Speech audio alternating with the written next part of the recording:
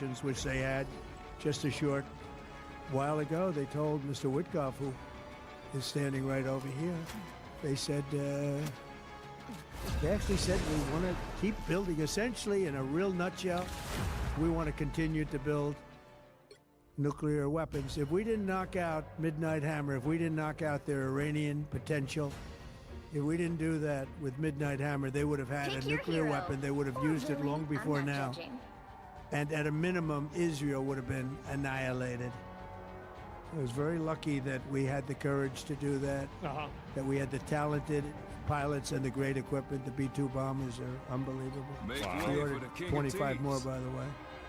The newer, better version. So we said last summer. Yeah, of course that's what we said. This is we have the greatest military in the world. We have the greatest equipment in the world by far. You see that no matter where we go. You still need the people, though, to operate it and to use it. And those are the people that we cherish. Even after we obliterated their key nuclear sites in Operation Midnight Hammer, they never negotiated in good faith. They still continued to say, we want to build nuclear. We want enrichment at levels that were unacceptable. And they even turned down an offer for unlimited free nuclear fuel forever to delay things for civilian purposes. We had people offering them free nuclear fuel. They weren't interested in that because they wanted to build a nuclear weapon. So instead, the regime was trying to reconstitute its weapons program at a different site. They couldn't go back to where they were, the 3 sites that we obliterated. But they were starting work at another site, a different site, different kind of a site. And that was protected by granite. They wanted it protected. Granite's pretty good, but they wanted it protected by a lot deeper. They wanted to go a lot deeper, and they started the process. While rapidly building conventional ballistic missiles, they were going to do it all at the same time. It threatened our overseas bases and soon could have reached even our homeland. The regime's intention was to use this exponentially growing ballistic missile threat to make it virtually impossible to prevent them from obtaining a nuclear weapon.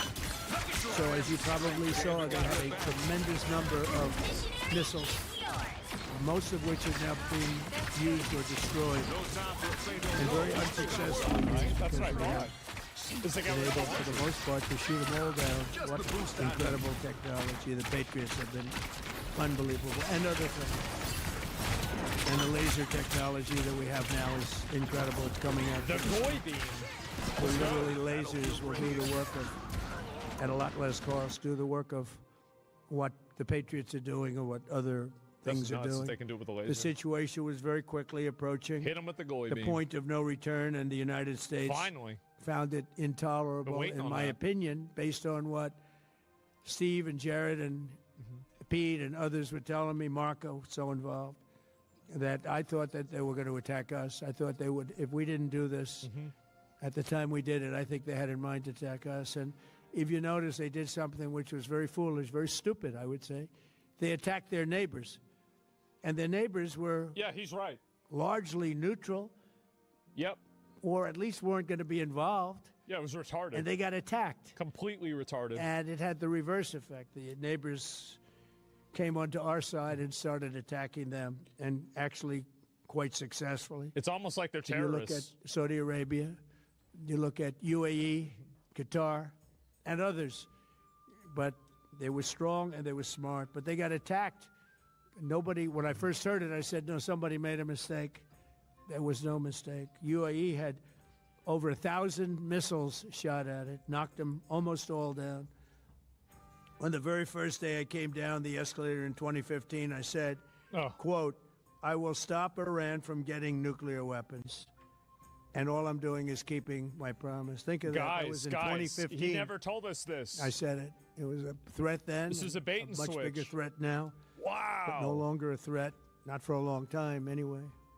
We want to keep it that way. As we continue Operation Epic Fury, we're also focused on keeping energy and oil flowing to the world. And I will not allow a terrorist regime to hold the world hostage and attempt to stop the globe's oil supply. And if Iran does anything to do that, they'll get hit at a much, much harder level. I will take out those targets that were easy and that I mentioned just before. We'll take them out so quickly they'll never be able to recover, ever. If they want to play that game, they better not play that game. In the long run, oil supplies will be dramatically more secure without the threat of Iranian ships, stopping the war? drones, No, not yet. missiles, nuclear menace, or anything. So the Strait of Hormuz is going to remain safe. We have a lot of Navy ships there. Yeah, we there's have ships going through the there best now. equipment in the world, inspecting for mines. Again, most of their ships are down at the bottom of the sea, but we will There's submarines we now. will hit them so hard that it will not be possible for them or anybody else helping them to ever recover that section of the world if they do anything. In recent years, got a the long regime dick, and man. its terror proxies have launched attacks on hundreds of Name it commercial the Strait of vessels. America. We're putting an end to all of this threat once and for all, and the result will be lower oil prices, That's oil and big. gas prices for American families. We've done that. We've done it. We brought it very low. This was just an excursion into Strait of something America. I that like had the sound to of be that. done. We're getting very close to finishing that, too. In the meantime, during this brief disruption, the United States is offering political risk insurance to any tankers operating in the Gulf. So we're putting up risk insurance. We'll They're going to pay for it? perhaps go alongside of them for protection. We don't think it'll be necessary if it is. And if they do anything, the price will be incalculable. Just get their ass. It will be so great that they will have wished they never did it, Yep. because you have to keep the straits flowing. With all of The that, spice it affects must other flow. countries much more than it does the United States. It doesn't really affect us. We have so much oil. We have tremendous oil and gas, much more than we need. We have Venezuela now as our new partner, great partner. Yeah. Wow. It worked out so wonderful. We're Isn't it working crazy with how easy the that was? administration, the president. Wow. And it's a massive source of oil, gas, everything. You just get rid of the guy But, causing problems, and you say, if you don't do We're what in I a say, we're very going to kill good you too. position, That's it. but very unfair to other parts of the world, like China as an example. I mean, we're doing this for the other parts of the world, including countries like China. They get a lot of their oil through the straits. So we're doing this. We have a very good relationship with President Xi in China. Earth I'm going to there in America. a short period of time, and we're protecting the world from what these lunatics are trying to do, I like and that. very Sounds good. successfully, I might add. We're also waiving certain oil-related sanctions to reduce prices. So we have sanctions on some countries. We're going to take those sanctions off till this straightens out. Then who knows, maybe we won't have to put them on. There'll be so much peace. But when the time comes, the U.S. Navy and much its peace, you'll partners be will tired of escort peace. tankers through the strait if needed. I hope it's not going to be needed, but if it's needed, we'll escort them right through. Make sure that oil doesn't And go we up. have the greatest mine-sweeping ability. We have the greatest ships, and all of the. We know exactly where they're placed. We'll get them out of there very fast, but we hope we don't have any of that. And again, if they do that, if they play that game, we're going to hit them at a level that they have not seen before. So we're winning very decisively. We're way ahead of schedule. Our military is the greatest in the world, with the greatest equipment and the greatest people in the world. Nobody's ever seen anything like it. Iran's a very powerful country. They were going to take over the Middle East. If we did not hit them, they were going to take over the Middle East. They had thousands and thousands since their last hit. The guy from Saudi Arabia They said had this about Iran thousands too. and thousands of missiles, Ayatollah and everything Hitler. else. Most are now destroyed. But they were going to MBS. take over the Middle East. Those weapons were aimed at Middle Eastern countries that had nothing to do with this. They were going to take over the Middle East, and they were going to try and destroy Israel. So we stopped it with good timing, and Wow. we're very proud to be involved in this, and it's going to be ended soon. Oh. And Oh. if it starts up again, they'll be hit even harder. Thank you very much for being here. Go ahead. Any questions? Here we go.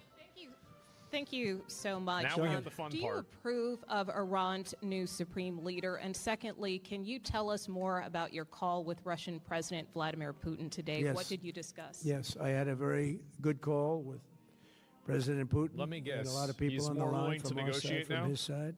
We were talking about Ukraine, which is just a never-ending fight. And look, there's tremendous hatred between President Putin and President Zelensky. They can't No seem way. to get it together. but I think it was a positive call on that subject. And we obviously talked then about the Middle East, and he wants to be helpful. I said, you could be more helpful by getting the Ukraine-Russia war over with. That would be more helpful. But we had a very good talk, and he wants to be very constructive. Yeah. Oh, that's convenient. Yeah, please.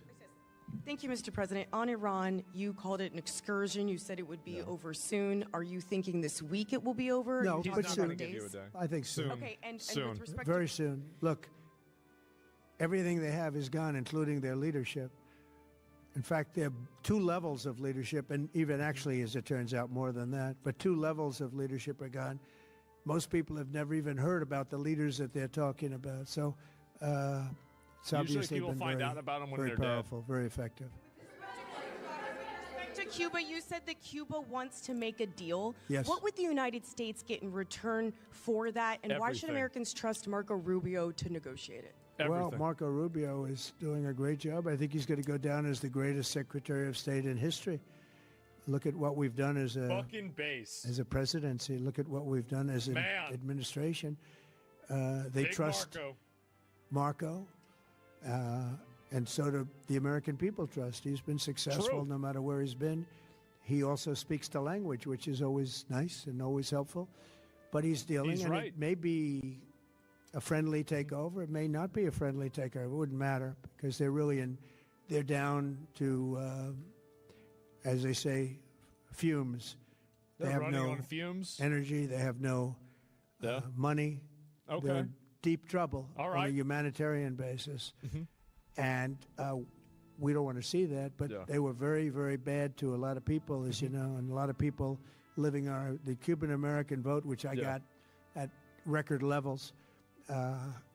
Very important. Those people are very important to me. I know what they went through. Cubans they went love through Trump, hell. as far as I know. Some of them have gone on to be some of the most successful people in the country. Cuban-American business people, some of them Generally are very like the most based. successful in the country. And a lot of them are friends of mine because Like I've been Scarface. fighting this battle with them for a long time.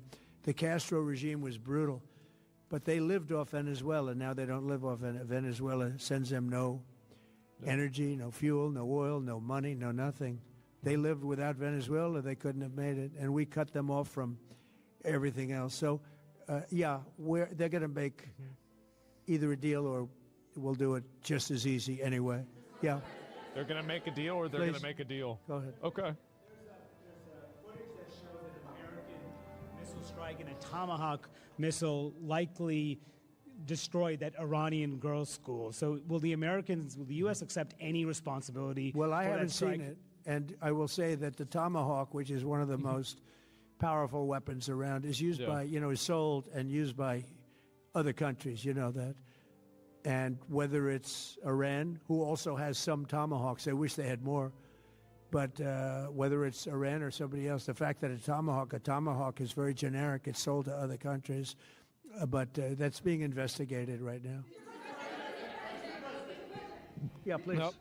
Well, journalists, yeah, they don't Thank you. give. It's Mr. so President, annoying. you've said the war is, quote, very complete, but your defense secretary says this is just the beginning. So which is it, and how long should Americans be Well, I prepared think for you could this war say to it last both. for? It's the beginning of building a new country, but they have no Navy, they have no Air Force, they have no anti-aircraft It's beginning of building a new country. That's a good equipment. answer. It's all been blown up. They have no radar, they have no telecommunications, Yeah. and they have no leadership.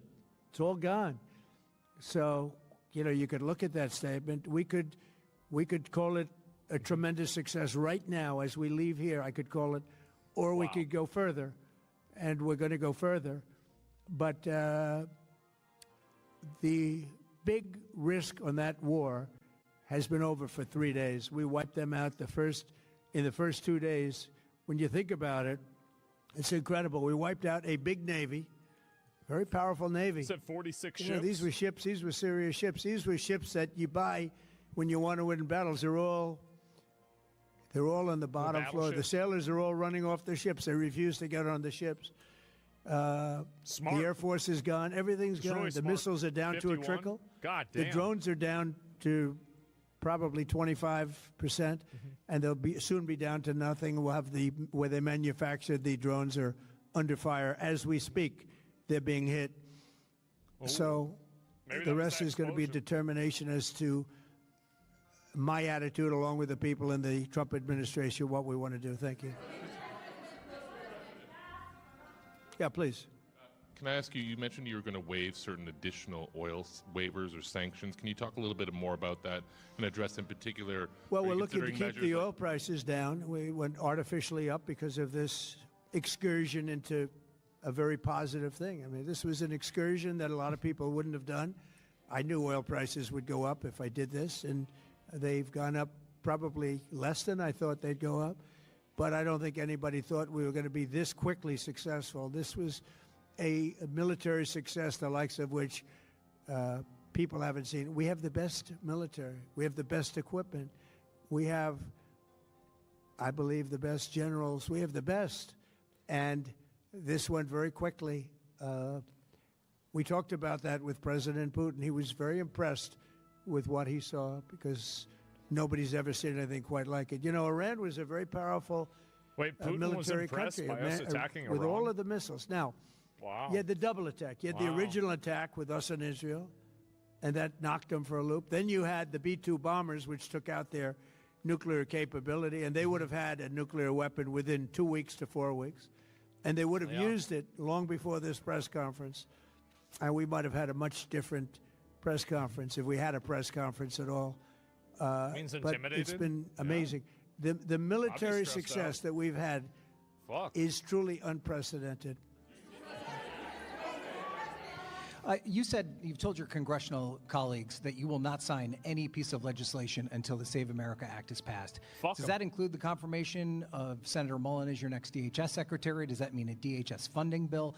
And Senator Thune said today it's not a matter of whether or not your Republican colleagues agree with the policy. It's about changing the process. In other words, getting rid of the filibuster to get there. So in order to get it, you're going to need Democrat votes. And what we're saying is the Save America, not the SAVE Act, which nobody knew what it was, the Save America Act. The back to Save this. America Act. Okay. And that's voter ID. We want voter ID. When a voter, we want to be able to see a picture of the voter. We want to be able to see that the voter Wait, is isn't that legitimate. racist? I think that's We racist. want, very You importantly, can't do that. confirmation that this voter W marketing. is a citizen True. of the United States of So America. true. And we want no mail-in ballot scams. So we have exceptions for the military, for sick, for disabled, and for people that are away, That business obviously makes trips or sense. whatever. Even vacations will be Common very sense. liberal in that. We've added two things to it: no men and women's sports, and no transgender mutilization of our children. We don't want our Imagine being against that. it's mutilization of our children, and we don't want that. So we added those two things. That's the 5 points. We have 5 very good points. It polls at 86% with Democrats. Think of that. The overall vote is 86%. That's with nuts. Republicans, it's 98%. Who the And the fuck only is one against opposed to it is a Democrat leadership because they cheat. They want to cheat. So we added those 2 points. We're going for the gold, and we're going to have to fight like hell. Now, certain things will happen. Certain things will take place. I'm here to do a great job for the country. But we don't have a country, if we're going to have elections that are so corrupt and so dishonest like we've witnessed over the last period of I time. can't see how anybody You know, would be against voter ID. as an I example, don't understand it. virtually nobody has nobody has a system of mail-in ballots like we have. No other country in the world. France went away from it. They all went, you know why? Because it's corrupt.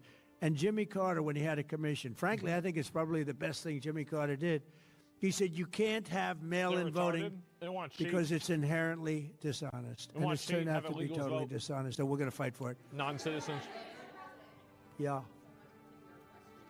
Iran activated any sleeper cells inside the Ooh, U.S. There's Iran reports sleeper that they cells. have They're pressed probably not that going to say trigger that. button to activate those cells, at least abroad. Well, they've been trying for a long time. We've been very much on top of it.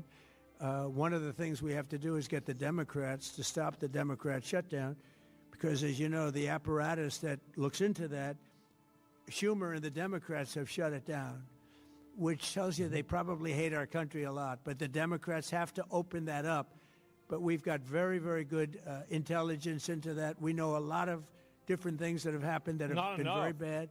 A lot of them came in during that the New York Biden shit. open border period, but we have them under.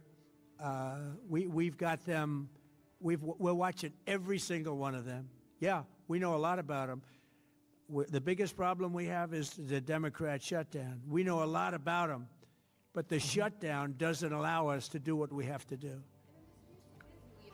Do you have to take him out? Does he have a target on his back? You mean the new supreme leader? You mean the son? How can there be an Iran with Well, another I don't want to. Ayatollah? I don't want to say that, but I was disappointed because we think it's going to lead to just more It's of the over. same problem for the country. So I was disappointed to see their choice. It's over. Thank you, sir. You've said you have Oh, someone no. in mind to be the new Iranian leadership, if not the Ayatollah's son. What are you looking for in that person? Are you looking at someone internal, given that you just said that their leadership has been I decimated like the and idea wiped of out? internal and eternal.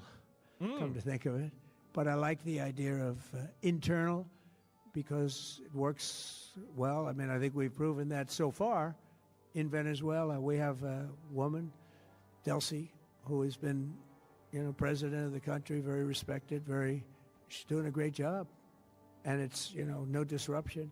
We had, as you remember, the leaders until we Iraq. get somebody? Yeah. Where everybody got fired. The military got fired. The police got fired. The politicians got fired. There was nobody. And you know what they turned into? ISIS. Ooh, And we don't want not that. good. We don't want that. So ISIS was bad. I would like to see people that are inside go. Now they talk about the son of the Shah. They talk about other people, but hasn't been there in many, many years. We have a formula that's been very good so far, and I think it'll continue to be good. The relationship is extraordinary with Venezuela, smart country. We've taken out 100 million barrels of oil. It's right now in Houston being taken care of and made so Texas. beautiful. That's big And for you us. have to see this at work. They have it's brought to the refineries. It's being Once it refined was like in Syria? Yeah. Houston, which is made exactly for that product. And so far, but it's worked, 100 too. million barrels of oil, and now they have another 100 million barrels coming. And it's like a partnership. We're getting along so well with them. It's great for Venezuela, and it's great for the United States. Yeah, please go ahead. Do you want the Mr. shot, not some President, random Trump chosen? You just yeah, you're suggested that Iran somehow got its hands on a tomahawk and bombed its own elementary school on the first day of the war. But you're the only person in your government saying this. Even your defense secretary wouldn't say that when he was asked, standing over This your is the shoulder on same your thing plane they on focus Saturday. on over Why are you the and only person over saying and this? over. Because I just don't know enough about it. I think it's something that I was told is under investigation. But tomahawks are used by others, as you know. Numerous other nations have tomahawks. They buy them from us. But I will certainly, whatever the report shows, I'm willing to live with that report. Yeah, please. You The said report's never gonna earlier come out, by the that way. we've already won I don't in care. many ways, but we haven't won enough. What do you consider enough? What's your baseline? Where for they're this not going to conflict? be starting the following day to develop a nuclear weapon. Where they'll look at that man and some other people from the administration and say, all right, we're not going to do it. They were not willing to say that. If the And report when came out and Steve said called Iran up did and it, he they said said a that to lie. me, I said, well, here we There's go. no reason to do it. Let's do it the hard way. But the hard way, I think, is probably the easy way. When basically I can see that they will no longer have any capacity whatsoever for a very long period of time of developing weaponry that could be used against the United States, Israel, or any of our allies. We have great allies in the Middle East, great countries that are allies. And they were staying out of it until they got hit. Someday they'll have to do a story. Why did he do that? Why did they do that? But they were going to hit them. If I didn't hit them first, they were going to hit our allies first. I believe, upon information and belief, but I believe that he was going to, they were going to take over the Middle East. They were looking to take over the Middle East. As I said, other people Now, said they were going to do that too. had anyway. Operation Midnight Hammer not taken place, that was definite. Saudi Arabia even said Because they were would gonna have had make a nuclear weapon within a matter of weeks. But that took place. That was a setback. But look at the number of missiles they were able to buy and make over the last 6 months. 8 months, yeah, something like that. And those missiles were aimed at various countries. And when you look at over 1,000 missiles shot at like UAE, they were looking to take over the Middle East. We got there first. Exactly. We're lucky. Welcome. I'll tell you what, the Middle East and those countries, very rich countries, are very lucky that I was president instead of somebody else. Points of disagreement between yourself and your vice president when it comes to U.S. action in Iran? I don't think so, no. No, we get along very well on this. He was, I would say, philosophically a little bit different than me. I think he was maybe less enthusiastic about going, but he was quite enthusiastic. But I felt it was something we had to do. I didn't feel we had a choice. If we didn't do it, they would have done it to us. I felt, based on the negotiations that were being had by Steve Witkoff and Jared Kushner and Marco and Pete and everybody was involved, I felt that they were looking to tap us along before they hit, and I thought they were going to hit. And if they hit us first, that would have been a very bad thing. In the back, please, in the back.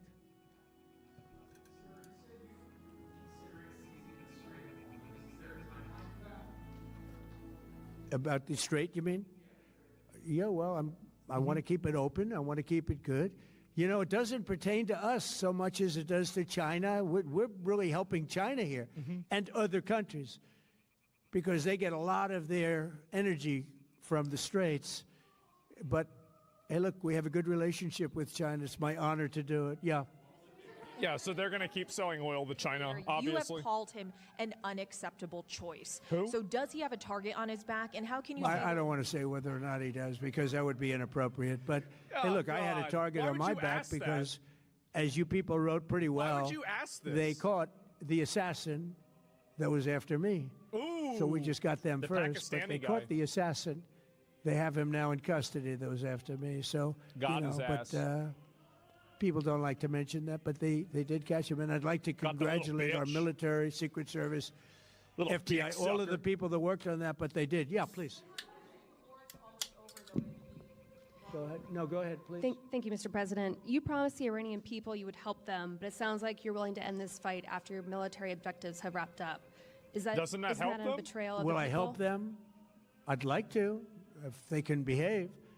But they've been very menacing. You know, they're great people. They have an amazing population. It's amazing, smart, brilliant, Very energetic. high IQ. They have a great. I'd love to help them, but they have to be in a system that allows them to be helped. He's right. And right now, they're in Yeah. a system that only allows failure, and I don't want that. And I want a system that's not going to be attacking us. We Yeah. want a system that can lead to many years of peace.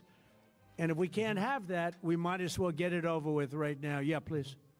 Mr. President, as of today, there have been 8 U.S. military fatalities associated with the war in Iran. How many American That was deaths 7. are you willing to have in this war? Well, as I said before, when you have conflicts like this, Not you more than always have death. 17. We say And 17 I is was the at number. Dover yesterday. I met If the it's parents. above and 17, they were we end the unbelievable war. people. They were unbelievable people, but they all had one thing in common. They said to me one thing, every single one: finish the job, sir. Please finish the job. And I'll leave you at that. Thank you very much, everybody. Thank you. Thank you. There he is. How many would die if Iran got a nuke? Nobody thinks about that. They're not able to think about separate instances of events happening simultaneously. That's impossible to unravel. It's a level of thinking that nobody can even imagine. So, Iran Foreign Minister thanks CENTCOM for boasting this week, confirming U.S. missiles are deployed from Gulf countries and says that Iran will strike them. Oh, Iran needed a justification to shoot missiles. Okay. Honestly, I think this is about what I'd expect. I mean, he said pretty much the same stuff I'd expect him to say. Sure, all of this makes sense. Let me go back. I'll pull a few more of these up. This is all the same thing. Oh, this is that massive light thing. People said there were more missiles. You missed this moment from earlier? Okay, let me pull it up. I gotta find it. Where the hell is it? Okay, where is this? This is a part of it I didn't even get a chance to see. No one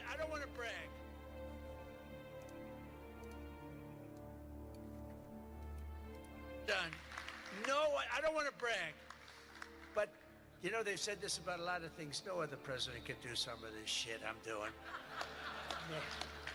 No other president. Man. The things I'm doing, nobody else was going to do it. They say it all the time, sir, could you do this? You're the only one can do it. Done. No, I don't want to brag, but, you know, they've said this about a lot of things. No other president could do some of this shit I'm doing. Man. Fucking finally. You're not wrong? Yeah, it seems like I don't want to brag, but I'm the best. He most definitely will say the N-word this year. I don't know, but I think that's a little bit different than this. I say that. And, yeah, Kenny Bright, yeah, I couldn't see Kamala Harris doing this. I'll tell you that for sure. That's a fucking fact. And, yeah, I'm glad I got that one. I did forget this. That was fucking funny. And, stealing for the whole world. Oh, is it stealing, right? What is this here? And, Iran's supreme leader told CNN in Tehran, there is no longer any room for diplomacy. Prepare for a long war. Prepare for a short life. All right.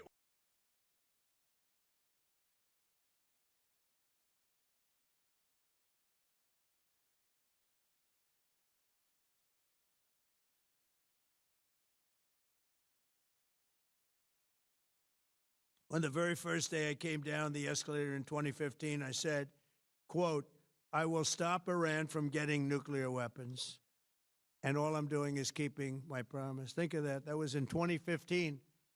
I said it. It was a threat then and a much bigger threat now, but no longer a threat, not for a long time anyway.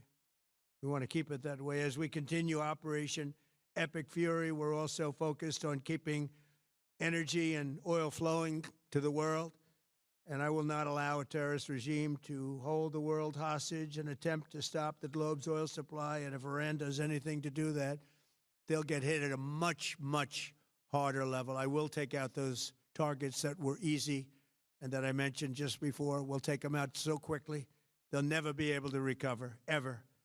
If they want to play that game, they better not play that game. In the long run, oil supplies will be dramatically more secure without the threat of Iranian ships, drones, missiles, nuclear menace, or anything. So the Strait of Hormuz is going to remain safe. We have a lot of Navy ships there. We have the best equipment in the world, inspecting for mines. Again, most of their ships are down at the bottom of the sea, but we will hit them so hard that it will not be possible for them or anybody else helping them to ever recover that section of the world if they do anything. In recent years, the regime and its terror proxies have launched attacks on hundreds of commercial vessels. We're putting an end to all of this threat once and for all, and the result will be lower oil prices, oil and gas prices for American families. We've done that. We've done it. We brought it very low. This was just an excursion into something that had to be done. We're getting very close to finishing that, too. In the meantime, during this brief disruption, the United States is offering political risk insurance to any tankers operating in the Gulf. So we're putting up risk insurance. We'll perhaps go alongside of them for protection. We don't think it'll be necessary if it is. And if they do anything, the price will be incalculable. It will be so great that they will have wished they never did it, because you have to keep the straits flowing. With all of that, it affects other countries much more than it does the United States. It doesn't really affect us. We have so much oil. We have tremendous oil and gas, much more than we need. We have Venezuela now as our new partner, great partner. They've worked out so wonderful. We're working with the administration, the president, and it's a massive source of oil, gas, everything. But we're in a very good position, but very unfair to other parts of the world, like China as an example. I mean, we're doing this for the other parts of the world, including countries like China. They get a lot of their oil through the straits. So we're doing this. We have a very good relationship with President Xi in China. I'm going there in a short period of time, and we're protecting the world from what these lunatics are trying to do, and very successfully, I might add. We're also waiving certain oil-related sanctions to reduce prices. So we have sanctions on some countries. We're going to take those sanctions off till this straightens out. Then who knows, maybe we won't have to put them on. There'll be so much peace. But when the time comes, the U.S. Navy and its partners will escort tankers through the strait if needed. I hope it's not going to be needed, but if it's needed, we'll escort them right through. And we have the greatest mine-sweeping ability. We have the greatest ships, and we know exactly where they're placed. We'll get them out of there very fast, but we hope we don't have any of that. And again, if they do that, if they play that game, we're going to hit them at a level that they have not seen before. So we're winning very decisively. We're way ahead of schedule. Our military is the greatest in the world, with the greatest equipment and the greatest people in the world. Nobody's ever seen anything like it. Iran's a very powerful country. They were going to take over the Middle East. If we did not hit them, they were going to take over the Middle East. They had thousands and thousands. Since their last hit, they had thousands and thousands of missiles and everything else. Most are now destroyed. But they were going to take over the Middle East. Those weapons were aimed at Middle Eastern countries that had nothing to do with this. They were going to take over the Middle East, and they were going to try and destroy Israel. So we stopped it with good timing, and we're very proud to be involved in this, and it's going to be ended soon. And if it starts up again, they'll be hit even harder.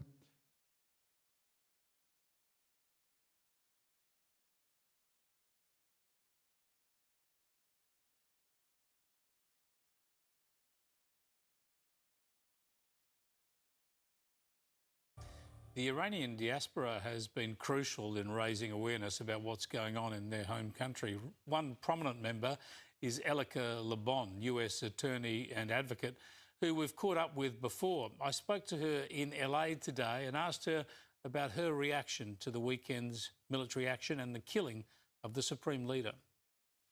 I mean, it's still surreal. It's still hard to, metabolize everything that's gone on, the extent of it, especially while it's still in the process of happening. We heard about the news of the elimination of the top IRGC officials, of the Supreme Leader, basically the slow dismantling of the apparatus that has been oppressing the Iranian people for the past 47 years.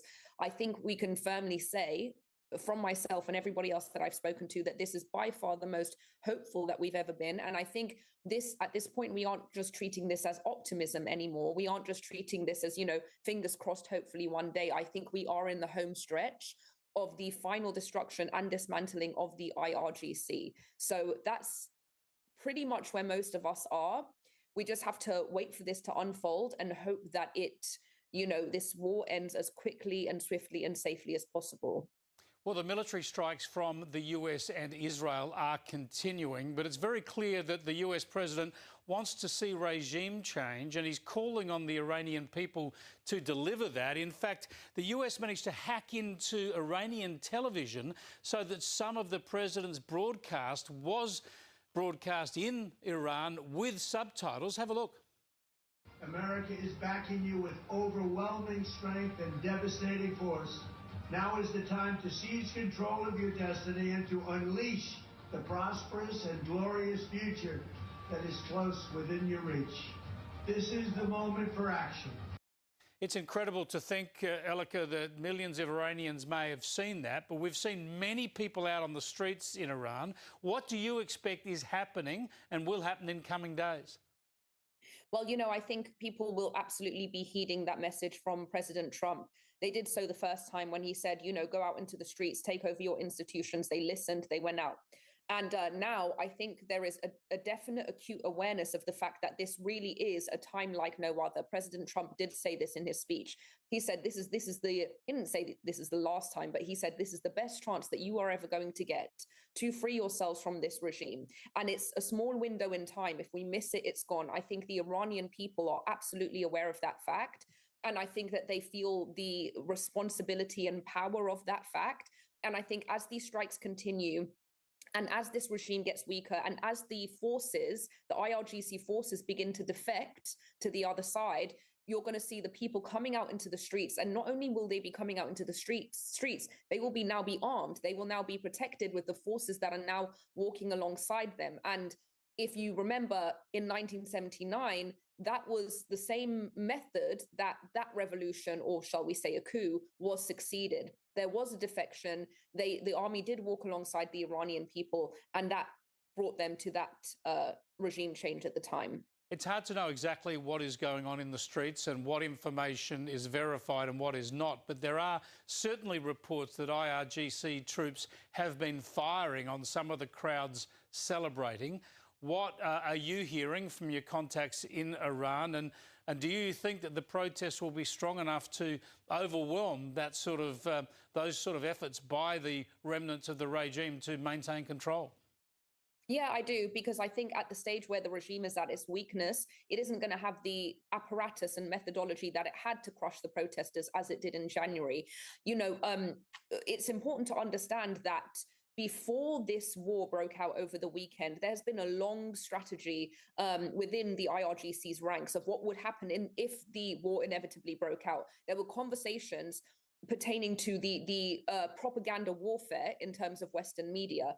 It was long discussed that as soon as there were any strikes, they were going to, after the protesters were killed in January, family members told us that they retained the bodies and they didn't return those bodies. They retained them so that they could repurpose them in the event of a war and claim those victims as casualties of US and Israeli strikes. So this has been a long standing pattern. If they are shooting protesters now, just as they shot protesters in the past, those corpses in a very chilling and dystopian way will be used as proof of casualties of Israel and the US. And unfortunately, we have seen just how quickly Western media regurgitates the Islamist propaganda as fact.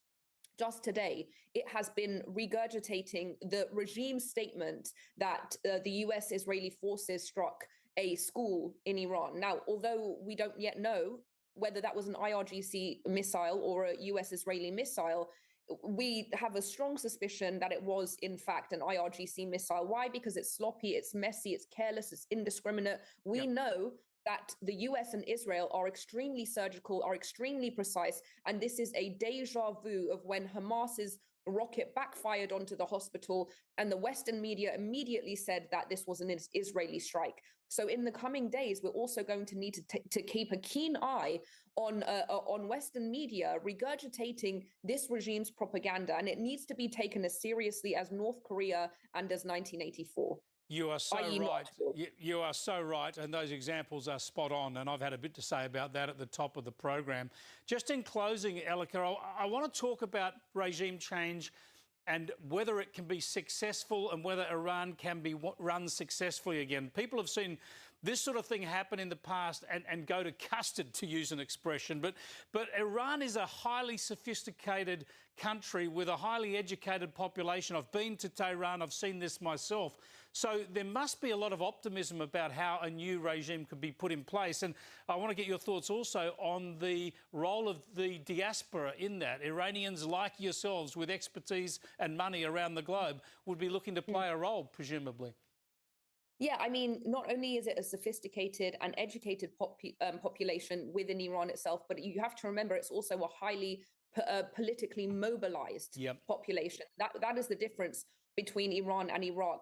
Saddam Hussein actually made it impossible for them to be politically mobilized at the time. But anyway, the point is they are mobilized, and we have a transitional leader who is the Crown Prince Reza Pahlavi. And as we've seen, the people in Iran overwhelmingly calling his name to invite him in as that transitional leader. And then when he comes in, that will be the time where, you know, the constitution will be written, the constitution will be ratified. It will detail, it will outline, if the people choose a constitutional monarchy, what will be the limitations and the constraints of that monarchy, or will they choose a liberal democracy with no monarch at all?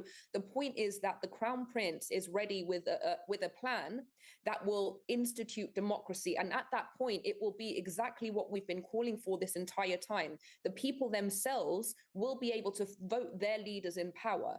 And those leaders, you know, we from the diaspora can't say what that will look like, because we unfortunately haven't been able to be privy to exactly the sentiments of the Iranian population, who have been living in extreme suppression for the past 47 years. So once this transitional leader, the crown prince, gets to Iran and institutes this apparatus of transitional, facilitates the transition into liberal democracy, that is when we are going to discover for the first time who it is that the Iranian people choose to represent for them, whether it's the crown prince as a constitutional monarch or a liberal secular democracy with some type of prime minister at the head of it. Elika LeBon, thanks so much for talking to us at this tumultuous time. Thank you so much.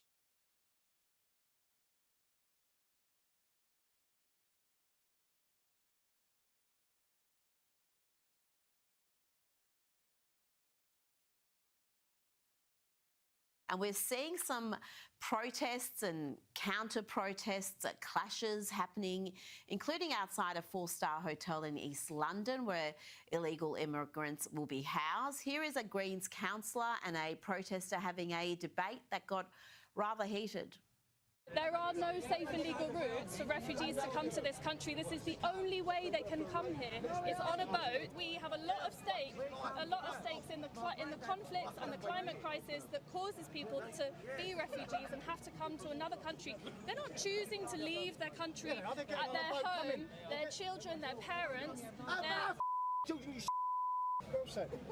About children. Excuse me. Douglas, the anger is palpable there. People are fed up. They've had years of this from the Tories, the supposed conservatives that govern like Labor, and now we've got a Labor government who seem to be governing like the Greens. Yes, they simply forget always who the people are that they're meant to represent. A member of Parliament in Britain is not meant to represent the people of the world. They're meant to represent the people of their constituency and, by extension, the people of the United Kingdom. They're not meant to be the defense team for everybody entering the country illegally. It's just the most preposterous abandonment of their roles and of their duties. It's really quite straightforward in its root. The UK is not a huge country. It cannot take in all of the poor and dispossessed of the world. It couldn't even take in all of the people in the world who really do have legitimate asylum claims. It couldn't do it. It couldn't take in all of the people who would like to come with legitimate claims. There's just no way. The country would be overrun. But another left-wing MP in the UK said last week that the UK should continue this policy of allowing illegals into the country until it is overwhelmed, until the point at which the country is overwhelmed, and only then would the country need to stop. That is, as I say, that is an absolute abandonment of their duty. It is MPs who are literally willing to crash the country with a policy of allowing in endless numbers of people. And as I say, the numbers are literally endless. The country could not take in all of the people who would like to come with legitimate claims. And it certainly can't take in all of the people in the world who would like to come who also don't have legitimate claims, who are the vast majority of the people currently arriving.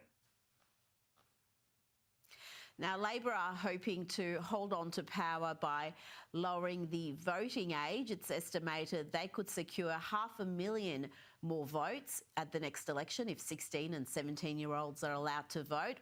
What do you make of this plan, Douglas? Some argue the voting age should be lifted, but should a 16-year-old, 17-year-old who can't even buy cigarettes, they can't buy alcohol, they can't get married, should they be able to vote?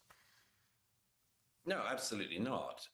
It's pure, as you say, once again, it's pure politicking. The Labour Party is doing this for two reasons. One is that they think the optics of it will make them more attractive to younger voters. And secondly, they assume that younger voters are going to be in their favour. That's not necessarily the case. There's some very interesting data showing, for instance, that younger voters disproportionately by population are likely to vote for Reform UK, Nigel Farage's party. That would be quite a funny thing in the tail, wouldn't it, if that were to happen?